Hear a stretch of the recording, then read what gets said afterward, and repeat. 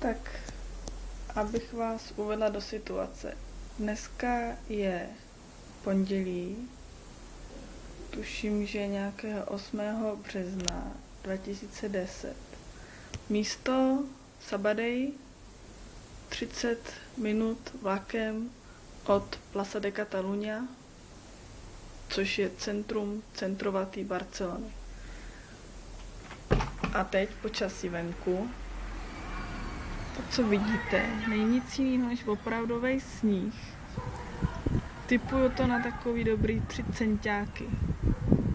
Sněží tu už celý den od rána. Ráno jenom trošku poletovalo, pak přestalo.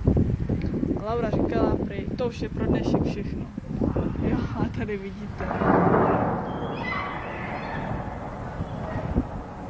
Rána jak zděla.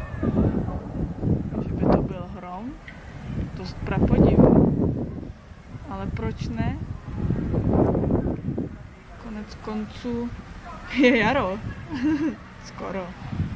No, takže tohle je pohled od nás od Kinka. Pěkná chumelenda. Myslím, že Praha se nemusí vůbec za nic stydět.